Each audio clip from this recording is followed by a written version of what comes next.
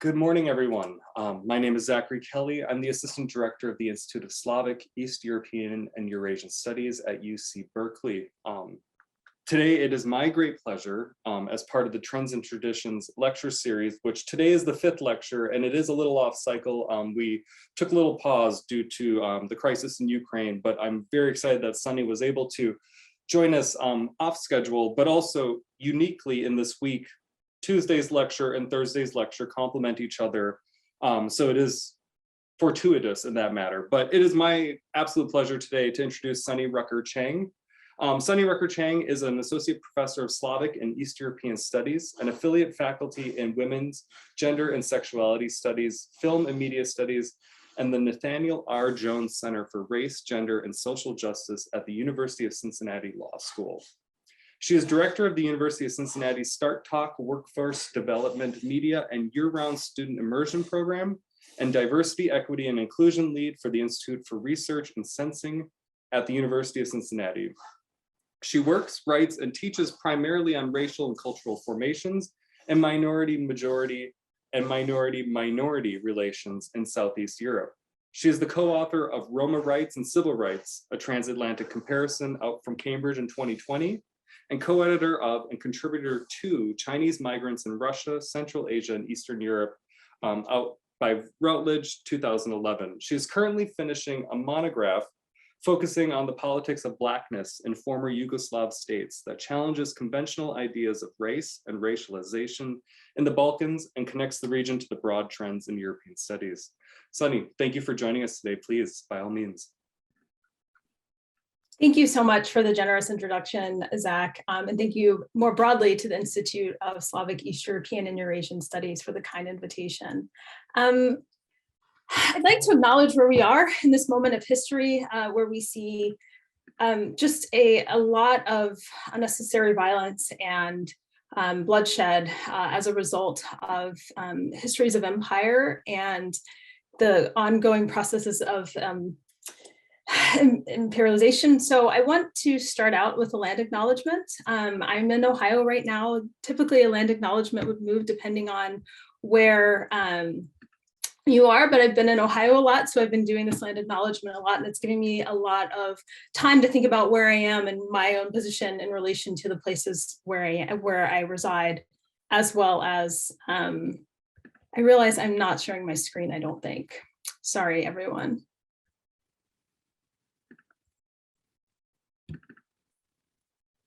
Zach, are you able to see my presentation now?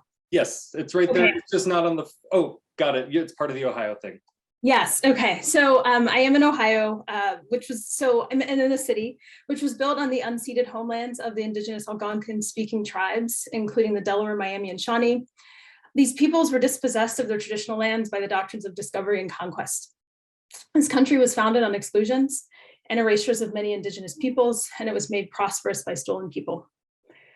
I sit here rather, virtually as a descendant of those stolen people on stolen and colonized land, to recognize these twin dispossessions, one of land and another of personal identity, and the source of the attempted erasure of Native people and their cultures, and also as the source of anti-Blackness. Through my community work and scholarly research, I strive to locate and investigate systemic oppression in order to uproot and disrupt it. So with that, I think it's really important to acknowledge who I am, my position to my research, as well as where I live. And with that, I will get into my talk for today, which is the Chinese and Serbia as perpetual foreigners. So I wanted to just sort of give a bit of background about this research. This original research into the Chinese populations in the Balkans, and specifically Serbia, came as a result of a bit of a surprise that I had when I went to Serbia, which was for the first time in 2003. I knew that I was going to a country that was coming out of war. The city where I was visiting at the time, which was Novi Sad, actually the bridges were still bombed out and people's windows had tape on them. So you could see the signs of war everywhere. So I expected to see a lot of things. I expected to see this destruction. What I didn't, however, expect to see were significant communities of Chinese merchants and Chinese stores in various places. So what I was seeing on the ground was very different than my expectations. And so I decided in that research to document what I was seeing and try to make some conclusions or draw some kind of ideas out from why they were there and what their presence said about the Serbian population and their relationship with them. Ultimately, my conclusions were, along with my co-author, that these populations were there as a result of disaster capitalism, which was absolutely the case. However, we assumed and thought that they would be leaving, that these populations would leave as the economies got better. So as it turned out, when I went back to Serbia after a bit of a hiatus from not going, the Chinese communities were still there. Not only were they still there as merchants, they were there as students, they were there as tourists. There was a much even larger Chinese community and Chinese communities there that I felt like I needed to return to this research because I realized that my original conclusions were incorrect. So what I will be talking about here is really an update to my original research in 2000, but very much through the lens of the late 2010s. I had expected this research to go on. However, as we all know, travel kind of came to a grinding halt, but I'm looking forward to going back again this year and picking this up where it ended in 2019. So anyway, so even though this is an update on research that started almost 2 decades ago at this point, what was true in the early 2000s remains true today, which is really that we do not have easily available theoretical frameworks to address the issues of race and racialization within Slavic, East European, and Eurasian studies. So it is in that spirit that I analyze the Chinese population in Serbia, and not just the Chinese population, but other marked populations in Serbia by way of the American studies concept of perpetual foreigner syndrome, which is an idea that I take from Frank Wu, that essentially says that in the United States, the idea of American and the United States is very much wrapped up in the idea of whiteness, and therefore populations and communities that are distant from that whiteness, the idea of American as white, will always be seen as foreigners, always, and therefore it doesn't matter how long you've lived there, it doesn't matter how many generations you've been in the country, you are considered a foreigner, and therefore the idea of the perpetual foreigner. This idea has been updated. Some of you in the audience may know this better than I do, that it's been updated to include other populations, but I start from the point of view from Asian American studies. Sorry, my phone just notified me of something. I apologize there. So like in other European nations and former Yugoslav countries, identity can be defined by a number of factors, but primarily nation, religion, and language. These categories are actually enforced by census categories and persist across borders in the region by way of transnational cultural and linguistic ties. These categories and the corresponding numbers help to define who has power in this society, who belongs, and it implicitly determines who does not. The power that comes from the majorities in former Yugoslav countries, in this case, as I've said, I'm really focusing on Serbia, it defines how it's exercised, and it becomes a way to confirm the structures that define how society functions. What you're looking at here is an excerpt or a little piece of the census from 2011. And so this firm positioning also cements who are among the small numbers, as they are cast in the shadow of the majority and threaten the majority's complete dominance. They become marked by their distance from them as a result. These hierarchies also define aspects of the internal racial logics of post-Yugoslav societies, as they accommodate certain categories such as religion, religious, national, and some ethnic categories, but not race. So you're not going to see in a census from Serbia, you're not going to see necessarily a category of race because these aren't the operational categories for defining people. So the Chinese population, like other groups, deemed migrants in the region and really throughout Europe in general, are incompatible then with the national, regional, and religious categories. And this is despite their centuries-long presence in Europe and decades-long presence in Southeast Europe. They are considered by way of a category called ostale, which quite literally means others by way of Serbian census. And then there's parts of the census that break down this category of ostale, and you will find Chinese among them, but there are other groups as well. So this category and this belonging of others quite literally underscores they cannot be easily incorporated into the local cultural understanding of sameness and difference. And they therefore wind up among the small numbers, even though they are not necessarily represented in that way. So then in this presentation, I underscore how the Chinese really bring about what are the underlying racial categories in former Yugoslav space, specifically Serbia, despite the persistence of presumed racelessness. And recognizing what is acceptable and who can belong to a society, I turn to this idea of the fact of whiteness coming from Herdian as a defining feature of not just the majority, but the nation as well, which links Yugoslavia, or the Yugoslav region, I'm borrowing this term from historian Catherine Baker, to broader European notions of race. Therefore, highlighting that trans-European constructs of difference in racial categories are unwittingly constructed by way of whiteness, even if they are not necessarily said as much. And that doesn't necessarily come as a surprise, because whiteness in European cases, as it is in the United States, is frequently the unmarked category. Therefore, it's not necessarily going to show up in any census data or in the way that people define themselves. And as I said, to illustrate this point, I engaged with the idea of perpetual foreigner syndrome. So,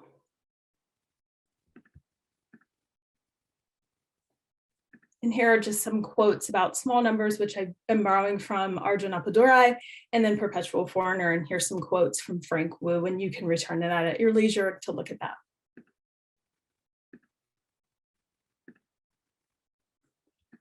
So small-scale Chinese migration to Europe has a long history that dates as far back to the 18th century, when a few Chinese scholars and servants associated with the Jesuits and other European Catholic missionaries found their way to Europe, and I'm taking this from Miles. More significant migration increased in the 19th century, which Stephen Miles defined as a period of mass migration even.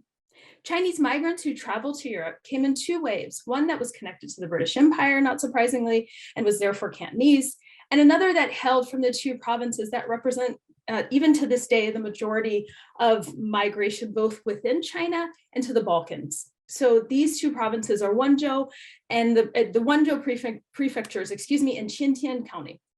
These early migrants, like their contemporaries, traveled overland from Asia to Europe to sell their desirable wares as merchants. The number of Chinese migrants to Europe increased in the years, with a noticeable uptick following World War I, when the majority of whom came from Shandong province and worked as laborers in the population of migrants hailing from Zhejiang in the 1920s. But the population diminished to nearly zero when the majority of Chinese migration traveled elsewhere to more profitable areas, as was what was then the Japanese Empire. So overland migration to China to Europe increased in the 1990s, moving through the Russia Far East, Central Asia, Eastern Europe, and Eastern Europe. And this included Yugoslavia. So from Yugoslavia, frequently they went on to Slovenia and into Western Europe. And this long history of Chinese migration illustrates that Chinese people, as merchants in particular, but not exclusively, have been traveling to and living in Europe for centuries. So their presence there is not new. The phenomenon of Chinese migration to Europe, however, gained attention in the early 2000s, owing in part to the increased mobility of Chinese citizens, which has roots in the opening up of China, or Gaiga Kaifeng, in 1970s and beyond, and the broad issuing of passports in China in 1885, and increased mobility of Chinese citizens to certain areas, such as African countries and the countries that once made up Yugoslavia, as well as Hungary. In fact, there's a fairly sizable body of literature on Chinese migration into Hungary, and Amy Leo's presentation later this week, in her book, she talks quite a bit about the migration to Hungary. Also, something to keep in mind were the ongoing economic developments happening at this time. So that's just a little bit of a context, right? But Chinese migration to Serbia is really what the focus of my work is on. And Chinese merchants began arriving to Serbia in 1996. And for anyone who knows anything about this particular part of the world and this history, this timeline will come as no surprise, right? Because this is just right after the end of the Croatian and Bosnian wars or conflicts, and the beginning of the buildup to the war in Kosovo. Their initial arrival represented a form of disaster capitalism, which was the conclusion that I came to in my early 2000s work. And it arose following the collapse of the economies of the countries emerging as independent following the horrific Yugoslav wars. Most new arrivals were merchants who came actually at the expense of the Serbian government to help establish Chinese government-backed businesses. And those of the merchants who stayed decided to do so in order to peddle inexpensive goods to a population burdened by sanctions from Western powers and therefore lacking easy access to most basic goods. Serbs had limited purchasing power and minimal access to goods. And this was in really significant contrast to the very recent history where their form of government and there was in just the way that things were organized was really a commingling of capitalism and socialism. And it rendered the state socialist Yugoslavia in many ways a society of excess because there was such that capitalism in many ways was alive and well.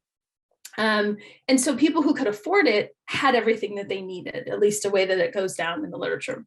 So when the Chinese shops emerged at a time of isolation for Serbs, they offered the possibility for average income Serbs to move beyond simply subsistence living. These stores offered most items necessary for daily life and even a few unnecessary items, sort of like extravagant pieces of maybe just knickknacks, but would have been extravagant in a setting where you didn't have much. These items could be purchased affordably at the local Chinese store. And you will see here, so this one is Chinese shop, but in this one is, it's in Chinese characters here, but it's like a big pot of just riches is what it translates to kind of roughly. And then what it is in the language is really Kineska prodavnica, or Chinese store, Kineska prodavnica as a plural. In this way, China became Serbia's lifeline, and this is a quote. And there was a sense of symbiosis formed among many Serbian citizens and Chinese merchants because they provided the Serbs a constant flow of cheaply made goods, and Serbs could have a better quality of life and an increased quantity of stuff, which connected them to the more prosperous past and secure past that they had. And I just want to take a minute to just point out some of these stores. So these pictures were taken, this one was taken, I believe, in 2004.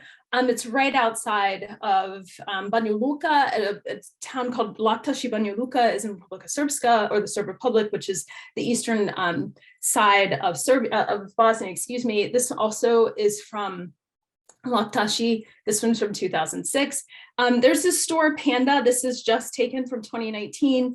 And I'll say a little bit more about that store here in a little bit.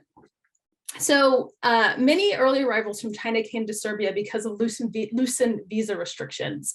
And this loosened visa restrictions, or the loosened visa regime, made it possible for a large number, or I don't know the exact figures, but a significant number of Chinese citizens to come to Serbia. And the fact that Milosevic loosened the visa regime actually has served as part of the mythology of the Chinese presence, or at least in the early 2000s, where it was said, at least one of the myths is that Milosevic invited them in order for them to elect Milosevic and keep him in power. So in many ways, they were serving as a scapegoat for society at that time. Of course, it isn't true. But it's really interesting how fact and fiction sort of merge in order to create a myth for the origins and the staying power of this community. So as the Serbian economy improved and sanctions were lifted, the need to buy from Chinese merchants decreased, and many merchants predictably moved further west and south to more distant and more distraught economies. But as I was saying in the earlier part of this presentation, this type of movement has been a typical feature of Chinese migration to Europe, where one scholar notes that the destination for these merchants was always just Europe, sort of this amorphous idea of Europe, and not necessarily one country in particular. Therefore, moving around to get to a position that is comfortable for them was something that is in keeping with historical precedent. And so, as I said, I wanted to say a little bit about this Panda store. The original stores were these little small stores.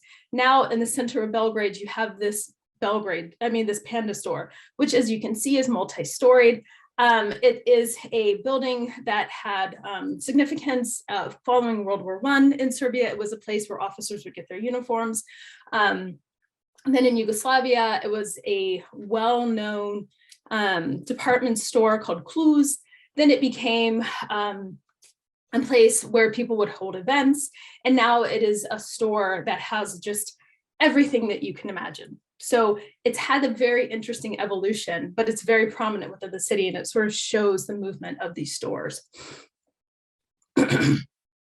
So the consistent outmigration of people from China who have chosen to leave their country for the Balkans since 1996, and the heightened visibility of refugees moving through and getting stuck in Serbia since, well, not just, but most recently in 2015, reveals the country's connection to transnational migration networks.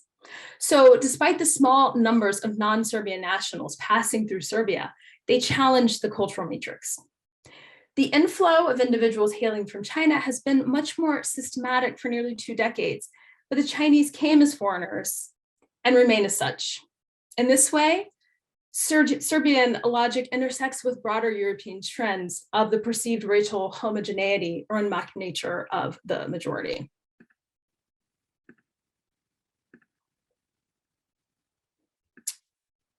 So scholars of European racial formation, including David Goldberg, Alana Lenton, Mama Fatim Nyong, and even Croatian writer Slavic Routledge, who is not necessarily a scholar of race, but talks about racial difference in her most recent work, have noted that being European necessitates embracing color blindness, while unironically denying European belonging to those with physical markers of difference. In Europe, individuals who cannot claim belonging in the unmarked categories are imagined as coming from elsewhere and are deemed to be migrants or of migrant immigrant background, in some cases, even if they were born and raised in a European country. The European phenomenon is not bound to one particular country or region, and this is despite persisting in the European imaginary as its periphery. Serbia is subject to a similar construction of itself that is based on physical appearance primarily and cultural belonging secondarily. In other words, who is marked informs the ability to imagine Serbia beyond its white citizens is not simply a factor for people of Chinese heritage. The same is true for other groups, including those people of color who have non-European ancestry. The connection of racial difference and its ability to mark people as outsiders has logical connections to colonial histories that subjugated peoples based on racial hierarchies established to justify conquest and enslavement. However, the countries of former Yugoslavia were not the heads of empires, which would insinuate the possibility of different racial logics. However, different periods of history in the region have revealed similar racial hierarchies consistent with those established in the 18th century that remain with us today. And some people would even argue that this dates even before, particularly in the Western European context. So arguably, the clearest encounters and confrontations of the racial logics of the region can be traced to the period following Tito's break with Stalin in 1948, where Tito turned to the then world, and so to the third world. And I take this term third world from Vijay Prasad's articulation of the term, meaning to denote when these countries came together to form a particular ideological path forward. And from this, and we move to 1961, and then the creation of the non-aligned movement, where Tito and his Yugoslavs had to directly confront what embodied racialized difference connoted, and Yugoslav interaction with colorful difference, to quote a book from 1961 about foreign students in Yugoslavia, cannot be undone simply by the official anti-racist stance of the communist regime. The discomfort with the non-white bodies, and especially the Black bodies and their historical transnational, but especially European difference, signaled an entire constellations of meaning to non-white bodies as having relative distance, but not equality to Europeans, or having unmarked bodies. As such, placing the Chinese as inveterate outsiders in the post-war and even contemporary, and by post-war I mean Yugoslav war, and even contemporary Serbian landscape connects to a long history of positioning those of non-European and those perceived as being of non-European outsiders of origins, as outsiders. So irrespective of cultural affiliation, tenure in the country, or local heritage, this notion of foreignness applies to people who code as being from somewhere other than Serbia because of their physical differences or their placement on the global color line. And let me move my slides here. One such example comes from the late Serbian model, Marija Trucic, whose ancestry is tied to the Democratic Republic of Congo, excuse me. And her mother is a biracial Black and white woman from Serbia, and her father is a well-known Serbian musician. Her grandfather was a white Serb who was an ambassador to the Democratic Republic of Congo and married a local Black woman. So her grandmother and Anne Marie represent two generations of biracial Afro-Serbs. And here they are here. And then this little quote here, she talks about how people would always look at her as if she were strange because she didn't have white skin and she didn't have straight hair. And basically that I could go on, but basically she looked different, and no one could ever forget her because she looked so different than everyone else. The other example that I have here is of a young Chinese boy. I think this is just from a couple of years ago, where it says that this young boy knows Serbian better than his classmates. And he's working so hard that he can help his mother find her way, or basically, have a good experience in the country. And I find these two, and there's just an example of the test that he takes where he knows these important Serbian historical figures. And there are many more examples and that I could add here, but this is a short presentation, or a relatively short presentation. And what I want you to see here is that even though on one side we're talking about a Chinese child, and on the other side we're talking about a woman she unfortunately committed suicide. These two women were Afro-Serbs. The same racial logics of who is a Serb and who gets to be a Serb is at play here, right? This young boy, even though he came at the age of 2 and has been in the country and basically would have been learning language right alongside Chinese, somehow stands out as remarkable for being able to learn the language so well. And this woman here, despite growing up in Serbia and being of Serbian ancestry, is still always seen as an outsider because of the way that she looks, in the same way that this boy is also being presented as an outsider. And I argue that both of this is an example of the perpetual foreigner syndrome, that even though this is this boy's home and has been for the majority of his life, there's something exceptional about the way that he's learning the language. And for this woman, growing up and living in this entire country is always being seen as foreigner. And in an extended interview with her, she talks about how people would always speak English to her when she was growing up, or anytime she would go out, in public. So then these two, on the surface, these two situations seem quite different, but in reality, they are not different at all, right? So the Balkans have long been imagined as in Europe, but not of it, so to speak. So European belonging was accordingly denied, and even more so to this region. To become European then was to become unmarked and assert European legitimacy. But the incompatible histories rendered this effectively impossible, but through certain maneuvering, the country could work to prove itself quite similar to how European immigrants worked towards whiteness in the US. And this would come potentially by aligning themselves with what was unmarked and distancing themselves from what did not accord with the categories that would render them European.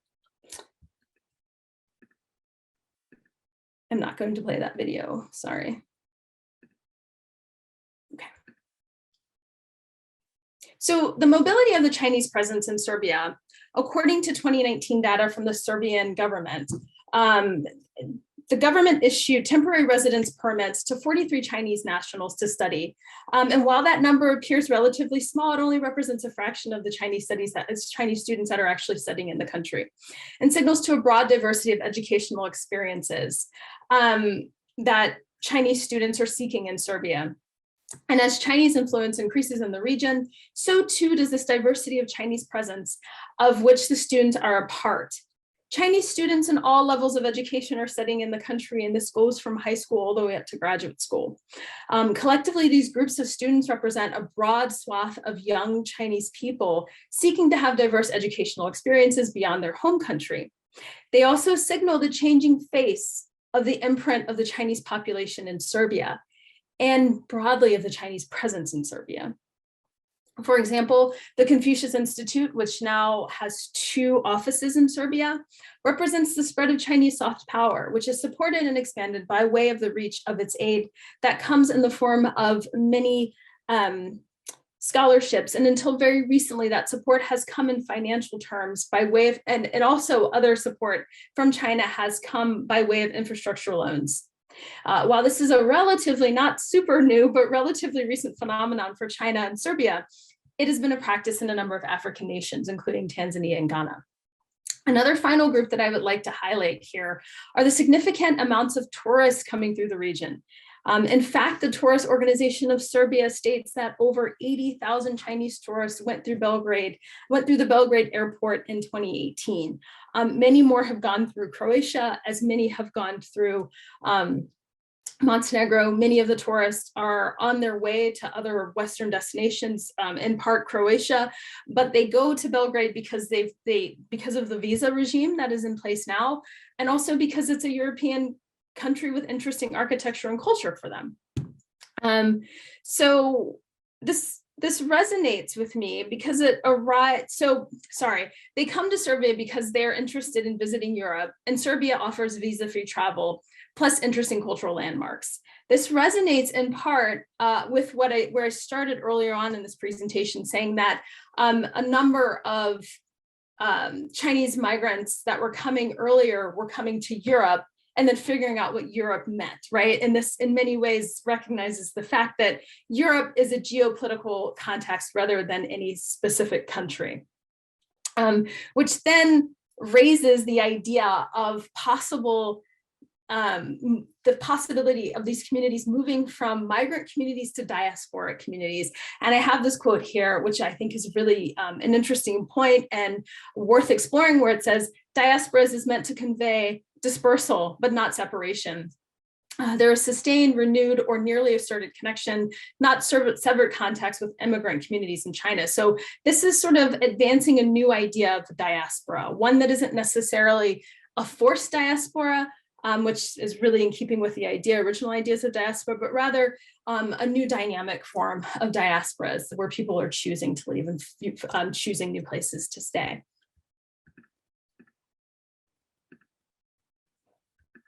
So the nature of such an internal presence from external Chinese sources advances the cause of some of the Chinese residents and has the potential to improve the image of China and normalize the transient Chinese populations that travel and invest in Serbia. But it also complicates the people of Chinese heritage who live in Serbia because of the possibility for members of these communities to be seen as anything beyond their origin. So the question is, will they ever be seen as Serbs, or will they ever be seen as whatever country they're living in? I'm speaking specifically of Serbia because that's the topic, but the same question could be posed throughout. However, fictional imaginings and constructions in Western Europe are indicative of the projection, and perpetuation of non-white residents in Serbia, and recognizing the phenomenon perpetual foreigner syndrome, or structures that create similar phenomenon in a small European country without a history of colonialism, is not only possible to create more clear frames for what is unmarked or whiteness in the region, and is also helpful to understand the position of people who disrupt systems of belonging in the region, as well as those who do not or cannot understand how certain groups such as Roma. So this helps. Basically, what I want to say is that if what we can gain from this idea of perpetual foreigners and Chinese communities may help us to potentially have larger conversations about the potential perpetual foreignness of Roma in the country, or Afro-Albanians, which there are small pockets or small communities of Afro-Albanians, particularly in Ulcin, who have been in the country for centuries. And maybe this gives us a possibility of expanding the conversation about perpetual foreigners, and maybe expanding the idea of who belongs to the nation in Serbian context. However, as it stands, these communities continue to be projected as and imagined as outsiders. But they provide insights into the possible yet unlikely movement of the Chinese population beyond being foreigners. And that's all my sort of prepared remarks. I do want to make sure that I explain these images that I put up here. because in many ways it helps to provide more context to what I'm talking about. I have Amy Liu's book here, The Language of Political Incorporation, which talks about the movement of Chinese migrants throughout Eastern Europe, but also those who stay. This is this institute, the Confucian Institute in Belgrade. This is a billboard that came, that emerged in early 2020 of the pandemic, where it says, "Thank you, brother Xi." So this ongoing, I could do an entire extra presentation or another presentation on the relationship between Belgrade and Beijing. But this idea of Xi Jinping being a brother to the Serbs. Then there's recently a Chinese Business Association that has come into being. It's some years old at this point, but that has come into being because there are so many Chinese merchants there. And then here's a bit about the Chinese students. So you can see the logic, potential logic anyway, of thinking about diasporic communities in the way that I articulated diaspora that is emerging in Serbia, which really complicates who is Serb, what does it mean to be Serb, and if this category of perpetual or foreigner is one that we should continue to use. Thank you for your time.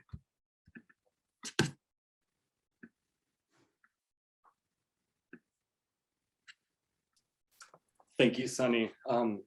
Just wonderfully informative and like so many layers of topics and interesting components. I just wanted to follow up. So two things. First, if you have questions for Sunnie, please, by all means, there's the Q&A box in the lower right-hand corner of the Zoom screen. If you could put your questions there. But Sunnie, I want to ask a question in the meantime while our colleagues formulate their questions. So I did a summer abroad program where I helped co-lead and bring students to Eastern Europe. So we brought them to Poland, the Czech Republic, and Germany.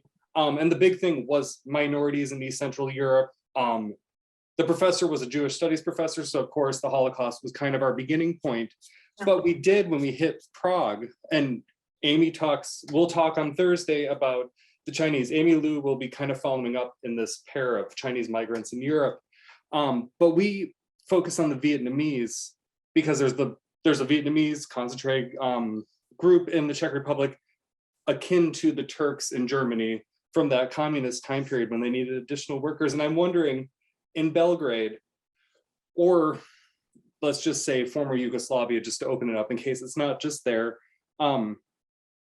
there's Sapa, which is like the Vietnamese village outside Prague. Is there some kind of Chinese only space, and even more so that like Serbs could be allowed in but are kind of not, like it's their own protected spot? Okay. If you could speak a little bit that, I'm just curious how that is set up there. Yeah, so the area is Block 70, and it is outside of the city, and it is in a part of New Belgrade, which most former communist countries have a new, fill in the blank, right? So it is in New Belgrade, so it's among these very high-rise buildings, and it's actually was the cover of our book. So what you see in Block 70, it's really fascinating, and that was part of the motivation to begin this research in the first place. Was it is just this flurry of activity. So it's primarily, you have people that live there, but then you have these merchants that are selling their wares there. And it's like 3 or 4 stories high, and you can find anything imaginable from stickers to clothing. I mean, it's really like a Chinatown, and it's gone down as being called a Chinatown. So some Serbian merchants will even go there to buy their things, but other Chinese merchants in the country who want to get cheap goods will go there. So it's like this commercial hub, I would say, of inexpensive Chinese goods. So there's that. But even more complicated, you see a lot of Roma working there.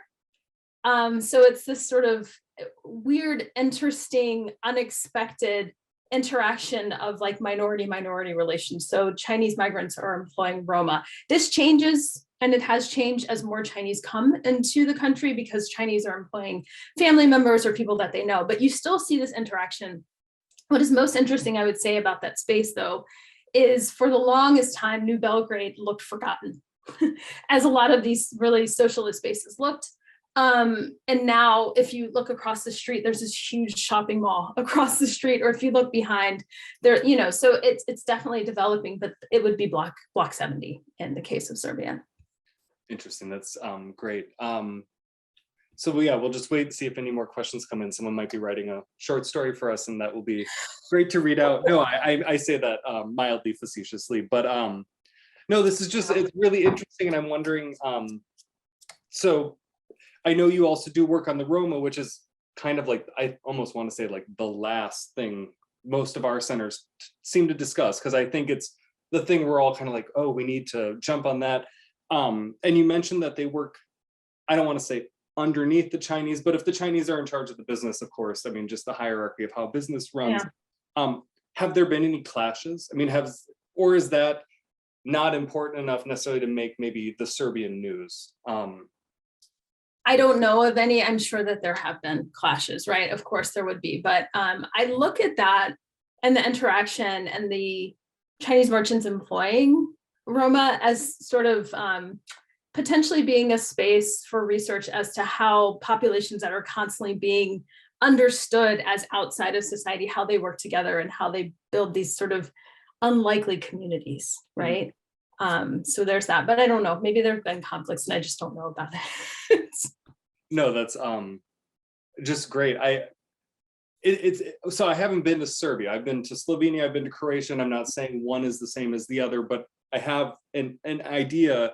But it's interesting, I guess, how the influx goes up.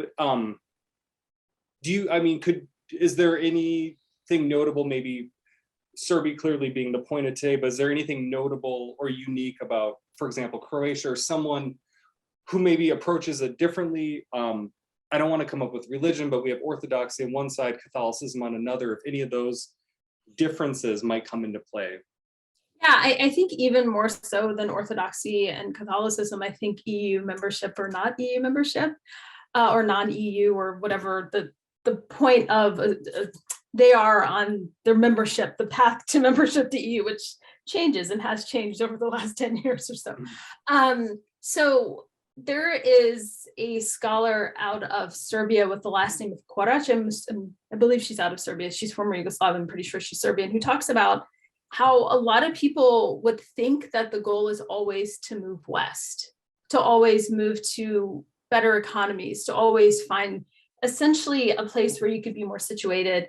And she says that in a place like Serbia, where the laws are much more favorable for someone to do what they want, whereas EU countries, there are a lot more restrictions, there's a lot more overhead, and there's just a lot more hoops to jump through, right? So the contrast, I would say, is sort of in that you have one space where it's highly regulated and in many ways would seem like the destination, but the place that isn't as regulated in many ways becomes a destination. And so people, rather than looking to come to the Balkans as an entry point into Europe, Belgrade, or not so much Sarajevo anymore, but at one point maybe Sarajevo, Banja Luka, becomes the destination, which is fascinating because people don't expect that. So we have a question. It came through the chat mostly just because one colleague can't type in the Q&A box because of where he's located in the webinar. But my supervisor, Jeff Pennington's curious to know if there's a lower limit to how small a town/community might be where Chinese merchants might feel comfortable working. A few years back, he was in a Romanian town of 11,000 people where there was a Chinese shop. While I've seen Chinese shops in larger Romanian cities, I was surprised to see one in such a small town, which itself was a mixed Hungarian, Romanian, Roma, Slovak town. Mm-hmm. Yeah, they used to be. So when I first started doing this research, that was my curiosity and just sort of almost confusion that these stores were everywhere. Like we go to these little tiny Montenegrin towns where there was very little around, but you would find your Chinese store. We talk about the rise of China, right? Which I don't know that that's as precise of a term anymore. I think China has arrived. But as China becomes more of a power and is really a power, you start to see more differentiation.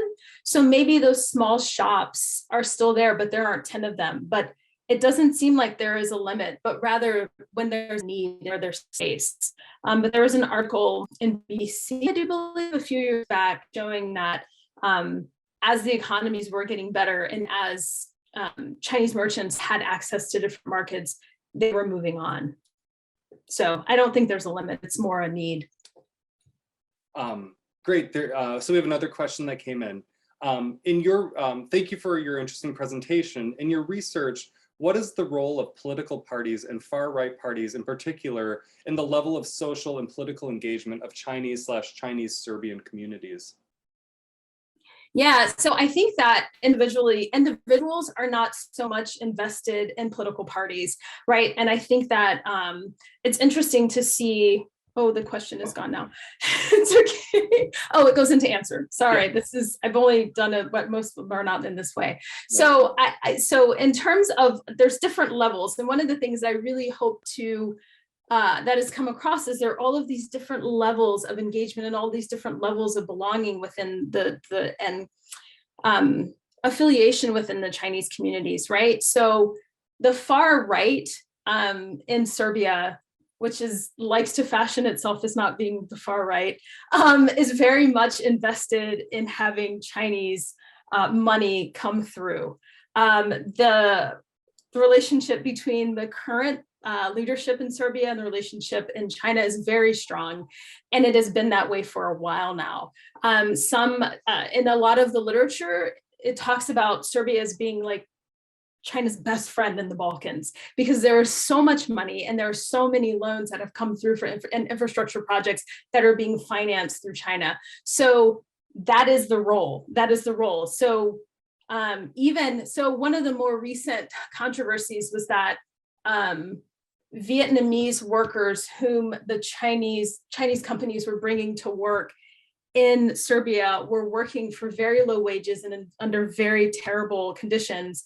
There was protests that were happening, but the political party that is in power and has been in power was not really doing much to attend to those concerns, because it goes against what would be beneficial to them and the party. So there's definitely a relationship between there, but it doesn't necessarily trickle down to the individual merchants that have been there or will continue to be there. Now, for business people, that's a different question. For the Confucius Institute, that's a different question. But definitely in terms of political alignment, it's there. One question to follow up on that one. So for example, when I went to Rwanda in 2018, the #1 shop in downtown Kigali is Chinese owned. It's like 3 or 4 stories tall, and you can buy anything and everything. It was weird. Anytime I do that, I feel like I'm in Oakland, Chinatown. It just feels so familiar and so comfortable. But I'm curious how, and I'm using that as a case example because it is very distant and very other to even just China itself. Is there a way that Chinese migrants maybe decide when they leave China, like where they go to set up, I don't want to say to set up shop, but to land and do what they do and own their businesses? If you could maybe answer that one. Yeah, and in the case, our research has shown in former Yugoslavia, it's networks, right? If you have someone who is a cousin or a brother or a friend who has already done this, I mean, this isn't a unique feature of migration at all, right? So if you have connections, then that is who is going to show up. And that's why you see such a predominance of people coming from the same 2 towns. Or from the same 2 regions going into Serbia. So it's definitely about connections, because the people who are there will know the local laws. In some cases, they'll know the ways to get around the local laws, as the case may be, or they'll know the restrictions, right? So then they are able to help bring other people in to set up their shops. So that's a decision based on connections, usually. One question, this might be a little superficial to it, food. Serbians are probably very, they love their food. That is Serbia, cevapcici, for example, things of that nature. How is Chinese food incorporated into Serbia? Is it like poor food, meaning just cheap food and easy to get? Or is there a culture kind of like sushi in Russia being something a little bit grander than regular Russian food? It's sort of, whatever you want, you can tend to find it there. I was actually there in December and took a lot of pictures of these really fast food Chinese stores or Chinese restaurants that are popping up everywhere, and they're really full. So you can have the nice sit down experience of a restaurant, or you can have the fast food on the go, really inexpensive, cheap, right? To use that language, really anywhere. Okay. So it's fascinating because in many ways, they're being incorporated into the culture and in the fabric of society, but in other ways, they're not at all. Mm-hmm. No, and yeah, Vietnamese food, is one of those interesting things in Prague. But even if you go to one of the main Prague farmers markets, in the dead center of that property is an amazing pho restaurant, and everyone's there. But it's one of those interesting things because all the food stalls around that Czech farmers coming with their goods, you know, very Eastern European, you know, bohemian stock, so to speak. So it's just one of those interesting meeting in the middle. We have another question that came in. Thank you for your presentation. Are there other translations of Ostala, and would this matter to the framework of othering? Also, how would incorporation of Chinese look in Serbia or another or others or an other socialist country? In other words, does perpetual foreigner syndrome abate, or has it abated in some countries? Yeah, thank you for your question. So I'm sure that there would be other translations of Ostala, but I think the point here is that it really feeds into this idea that these categories of people are so small that they are really an other category, right? So we have our traditional frameworks, and then we have these sort of working frameworks for people who don't necessarily fit in. And the fact that it comes under this category is, I think, to me, really telling, because it's sort of like this working through of how do we fit these populations into our society. And I don't know what the incorporation of Chinese will look like in Serbia or in any other socialist country. I imagine Amy has much more to say about that, as she has in her book. But I think that it's not necessarily a matter of Serbia, and I don't necessarily think it's a matter of incorporation in that way. Rather, it's a European question. And I think that in framing it through Serbia and framing it through Eastern Europe, it's one way of looking at it. But what I'm really trying to do is say that in the tradition of other scholars that are European scholars, is saying, what does it mean to be European? What does it mean to belong to this particular place? Can we expand our categories? And how do we expand our categories?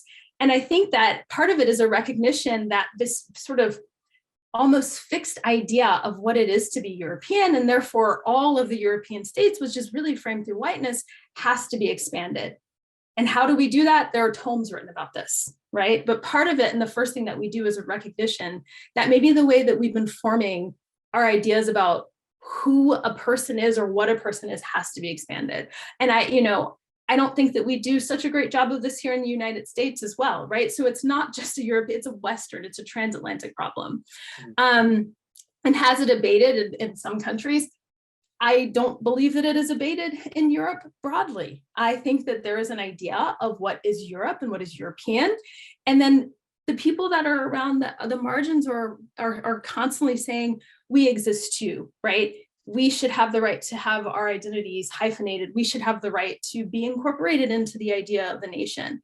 And so while I'm talking about Serbia, Fatima El-Taib has talked about it in Germany. Mehmet Fatih has talked about it in France, and the list goes on and on and on. There are many, many works of scholarship about this. I'm just taking it from an Eastern European perspective. Sounds like a great beginning for a conference that has yet to be planned. I thought I had a question. Actually, I'm just going to do a simple plug. So today we had Sunnie speaking about the Chinese migrants in Serbia. And if anyone has a question, please, by all means, get that in now. But I want to make everyone aware that we are recording today's lecture, so that'll be posted on our YouTube channel, so you can catch if you missed anything today. But on Thursday, we have Amy Liu from UT Austin joining us, talking about the Chinese migrants in the Czech Republic. Kind of a neat little module of Chinese migrants across Central and Southeastern Europe. Just a unique kind of change from our standard, Eastern European focus. Eastern Europe is Eastern Europe, and to really bring in the other area studies to see these meldings and these transitions between one side and the other, to put it in kind of very basic terms. But so I'm added into the chat, everyone. There's the direct link to Amy's event. If you're interested, that will also be recorded and put on our YouTube channel, so you don't have to worry if you can't make it. I realize things are busy. Things are very busy. We did get one more question. So what has been the reception to your work in your discipline and in Slavic studies? Have there been different receptions of your research on race in Serbia in Europe versus in the US? So I've been really busy. I can say that, and I don't know if it's the fact that I don't have to fly anywhere to give talks. But what I really hoped what I hope is that I'm giving new perspectives to looking at this region in a way that we haven't really considered in the past. There is more work coming out that is talking about race, is talking about racialization. And so I think that the work that I have engaged in has created the possibility of growth. And it's sort of an entry point for other people to say, well, look, I have something I can cite, I have something I can quote, whereas it didn't exist before, right? In receptions of my research in race in Serbia and Europe versus US, I have given a couple of talks in Serbia, and I would say that people are just really curious, right? And what I have learned through interacting with my colleagues in Serbia is to consider local frames. So for example, not saying whiteness, not saying Black, but saying unmarked and marked. Rather, making it as legible as possible. I think that people are genuinely interested, and a lot of people who have been excluded from the field really because they weren't allowed to have these conversations are, and I'm not saying this is just me, like there are plenty of us that are opening a space to think differently and also have engagement with other groups, right? So it isn't just about thinking about Chinese communities, but also Romani communities, as well as Black Europeans, right? So just sort of growing this space. So the reception, I think, has been pretty good. It's been a while though, right? My first book came out in early 2000. And now I think in part because of global anti-racist movements that are there, we as a field in Slavic and East European studies are asking ourselves, how do we or don't we engage with these topics? So that's what I would say. I've also given similar talks in Germany, primarily about Roma, and there's just a real interest and a real desire to have these conversations. That's great. So I'm going to read this one out, but this is a good question. So there are at least two simultaneous social processes in play here. One process marks those who are imagined as outsiders, the other one equally the domain of imagination, is the process by which the new Serbian nation is conjured into the existence as unmarked or belonging naturally to a particular space, which for Serbian nationalists is most certainly not Europe. So in other words, exclusion is the logic or the mechanism by which the new Serbian nation is formed. The new nation is marked by the absence of people who were once their former neighbors. This does not seem to apply to the Chinese merchants you spoke about. They are very much present in the new space, unlike, say, the Croats and Vojvodina, Bosnians, and Republic Srpska, as are their stores, unlike, say, mosques, or their scripts, unlike Latince. There appear to be two different types of exclusion at work, right? Does this complicate your analysis? Yes, absolutely. It does complicate my analysis. And I think that in a larger piece, in a larger work, there's a space for both. And so what I try to do in my work and in larger pieces is I say there are local constructs and then there are global constructs. And I think that in talking about these global constructs and even broader European constructs, trans-European constructs, there is definitely that. I think within the local constructs of what you're talking about in terms of exclusion, this is definitely the case. However, that does not necessarily mean that the Chinese are integrated in or included in any particular way. So they are there in many ways because they have been there and because there are spaces for them to be there. That doesn't necessarily mean that they are envisioned as part of the nation, right? Which then gets back into this question of being a perpetual foreigner. And what does it mean to be a perpetual foreigner? It means in many ways to be tolerated, but not seen as a nation. And I completely agree with you that Latinica is not really there within these spaces. I agree with you that their neighbors are not there. So then you have, it absolutely complicates it, but then you have these sort of two parallel logics of belonging that are at play here. And absolutely, I mean, I can't disagree with you because I do agree, but I do think that we have to have spaces for trans-European or sort of transnational understandings, but then also very local, because I don't know that you could have the same type of imaginary in the spaces outside, right? At least not on paper anyway. No, that's great. Thank you, Sunnie. I don't want to hold you any longer, and I think we might be done with questions. That was the last one, but I mean, this is just, I know this is groundbreaking. I know this is part of, the bigger work and the diversifying of our field and really kind of opening up what is Slavic studies, who studies Slavic studies, things of that nature. And kind of am glad that we've chipped away at that here. I mean, this is just a novel concept at Berkeley with a very, very strong East Asian presence on campus, even in comparison to our Slavic studies. So it's great to kind of have that marriage of the two sides. So yeah, I thank you again for this lecture. We've gotten a couple comments in from other people thanking you as well. So I really appreciate you informing us on this unique area. Also Serbia kind of being not an outlier, but just a non-EU, a non-Schengen, but a space that's also equally accessible to us at the same time. So thank you again. I really appreciate it. Yeah, thank you so much for taking the time. And I'm looking forward to the talk on Thursday. Excellent. No, great to see you. Have a wonderful afternoon. Thank you, colleagues, for joining us today. It was a great lecture, and I hope to see you guys on Thursday and throughout the rest of the semester. So thank you again. Have a great day, everyone. Bye. Thanks. Bye. Thank you.